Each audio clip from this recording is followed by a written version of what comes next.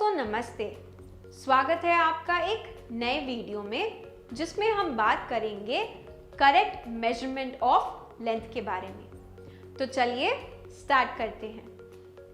तो हमारे daily life में हम अलग अलग डिवाइसेस यूज़ करते हैं किसी भी ऑब्जेक्ट की लेंथ को ढूंढने के लिए, जैसे मीटर स्केल, टेप या मीटर रॉड।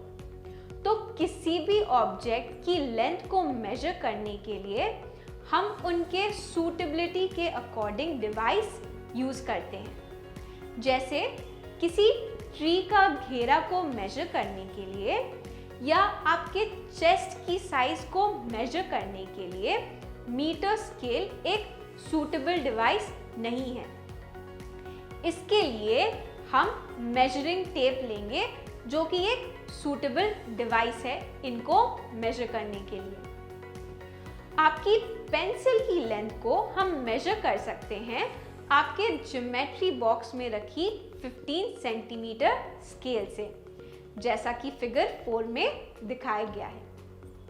अब चलिए आगे बढ़ते हैं और बात करते हैं कुछ पॉइंट्स के बारे में जो कि हमें ध्यान रखना चाहिए किसी भी ऑब्जेक्ट की लेंथ को मेजर करते वक्त।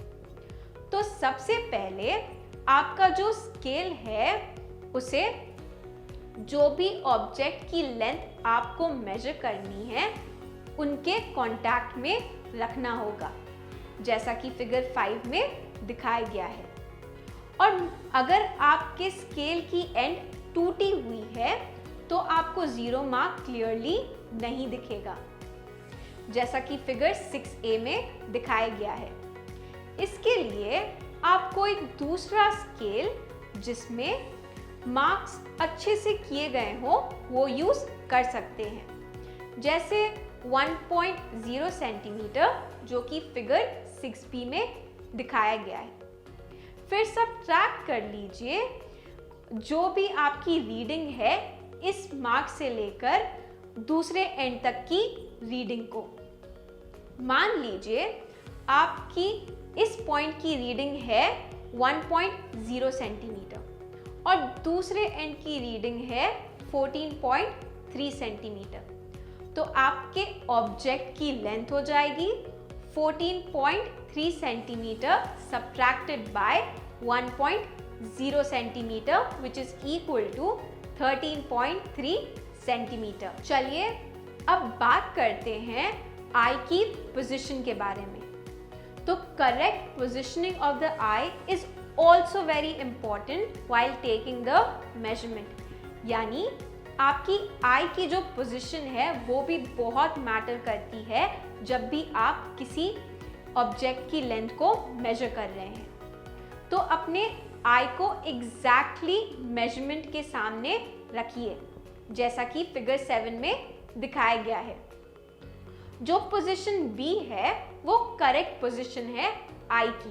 फ्रॉम पोजीशन बी जो आपकी रीडिंग है वो है 7.5 सेंटीमीटर। और अगर आपके आई की पोजीशन पॉइंट ए या पोजीशन सी पर होगी तो आपकी रीडिंग डिफरेंट आ सकती है। और जो एरर होता है due to apparent change in the position of the object, जब हम उसे दो डिफरेंट पोजीशन से व्यू करते हैं उसे हम पैरेलैक्स एरर कहते हैं। चलिए अब बात करेंगे मेजरमेंट ऑफ कर्व्ड लाइन के बारे में।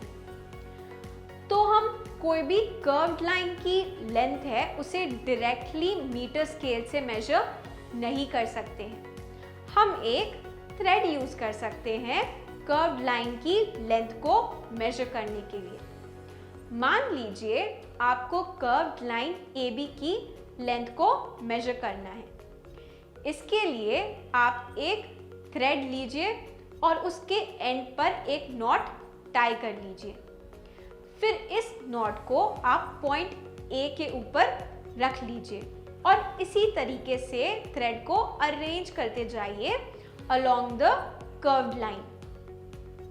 फिर अपने थंब और फिंगर से थ्रेड को ताने रखिए।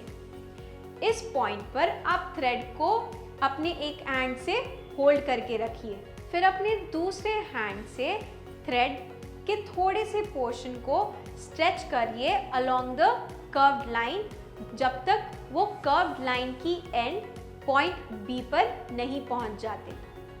फिर इस प्रोसेस को रिपीट करिए with a piece of another thread और उस पर मार्क कर लीजिए जब वो पॉइंट बी टच करती है।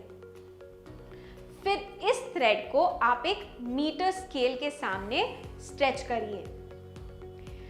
फिर मेजर करिए from the starting of the not से लेकर फाइनल मार्क तक की लेंथ को।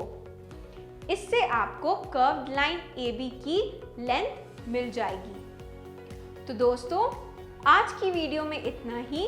मिलते हैं अगली वीडियो में एक नए और इंटरेस्टिंग टॉपिक के साथ। इस वीडियो में बने रहने के लिए थैंक यू सो मच।